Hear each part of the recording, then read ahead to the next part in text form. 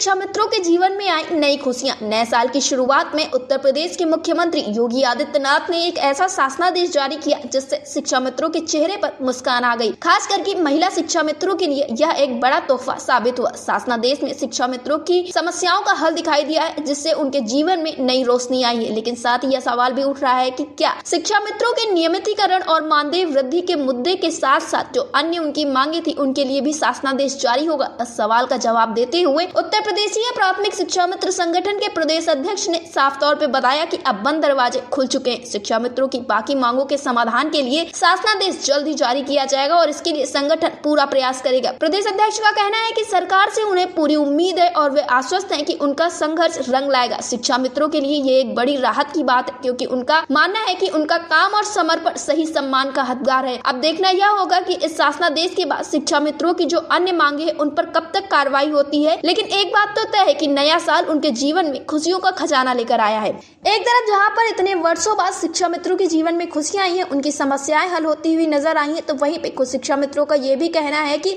उन्हें इन सारे शासनादेशों से कोई मतलब नहीं है। इनका मेन मुद्दा नियमितीकरण और मानदेय वृद्धि को लेकर है। तो ऐसे में सरकार को इन सारी चीजों पे शासनादेश जारी करना चाहिए। तो वही बात करें अगर संगठन की, तो संगठन के जो पदाधिकारी हैं लगातार निवेदन कर रहे हैं सभी शिक्षा मित्रों से कि किसी भी प्रकार की कोई भी नकारात्मक बात ना की जाए, क्योंकि इन सारी नकारात्मक बातों से कहीं न कहीं शासन प्रशासन पर इसका गलत प्रभाव पड़ता है। फिलहाल तो ये जो शासनादेश जारी हुआ इससे महिलाओं के बीच में काफी ज्यादा खुशियों की लहर देखने को मिल रही है। लेकिन अब देखना ये होगा कि सरकार मानदेय को लेकर, नियमितीकरण को लेकर कब शासनादेश जारी करती है। फिलहाल तो संगठन के पदाधिकारी ये कह रहे हैं कि उनकी कोशिशें लगातार जारी है और बहुत जल्द ही उनकी सारी समस्याएं हल होंगी, ऐसा शासन प्रशासन के द्वारा भी कहा गया है। इस विषय पर ज्यादा जानकारी देते हुए प्रदेश अध्यक्ष शिव कुमार शुक्ला ने क्या कुछ कहा, आप भी सुनिए। शिव कुमार शुक्ला जी, आपका हमारे चैनल अटल टीवी पे बहुत बहुत स्वागत है।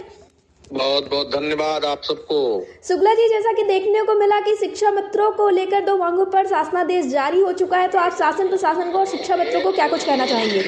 देखिए, सबसे पहले तो शासन प्रशासन को बहुत बहुत बधाई, माननीय मुख्यमंत्री जी का और माननीय मंत्री जी को बहुत बहुत आभार, प्रमुख सचिव सहित समस्त अधिकारियों, डीजी, डायरेक्टर, सबको धन्यवाद जी।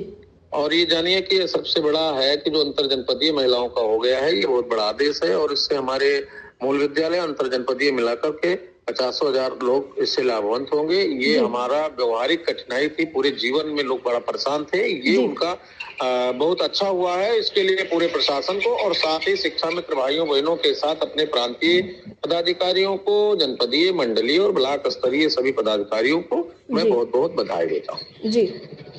शिव कुमार शुक्ला जी, जैसा कि आपने बताया कि अंतर जनपदीय स्थानांतरण के लिए शासनादेश जारी हुआ, लेकिन इसी के साथ अब भी कुछ लोग ये कह रहे हैं कि मानदेय अगर उस पर कुछ बातचीत हो जाती या नियमितीकरण में कुछ बातचीत हो जाती तो ज्यादा बेहतर रहता।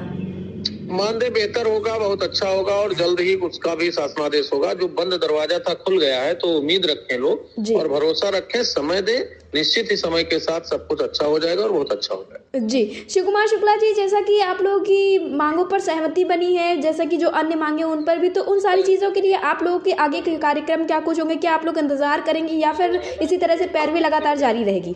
हमारा प्रयास निरंतर जारी रहेगा और जब तक जारी रहेगा, जब तक समूल समस्याओं का निदान नहीं होगा। सबसे पहले है कि आर्थिक स्थिति से सुदृढ़ता हो जी, और उसके बाद फिर स्थायीकरण की तरफ हम लोग बढ़ते रहेंगे जी। यानी कि शिव कुमार शुक्ला जी, जैसा कि शासन प्रशासन सरकार के द्वारा और जितने भी आपके संगठन के पदाधिकारी हैं सबके द्वारा ये कहा जा रहा था कि जब नया साल आएगा तो नई खुशियों के साथ आएगा और शिक्षा मित्रों के जीवन में सौगातें आएंगी, तो ऐसा ही कुछ होते हुए धरातल पे अब दिखाई दिया है।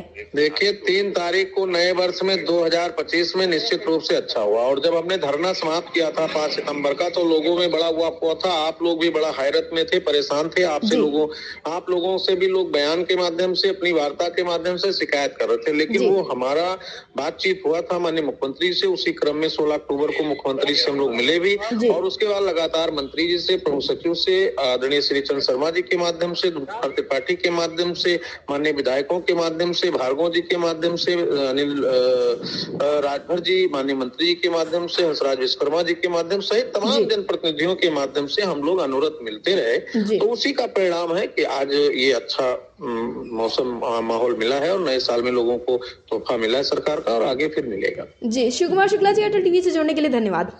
धन्यवाद।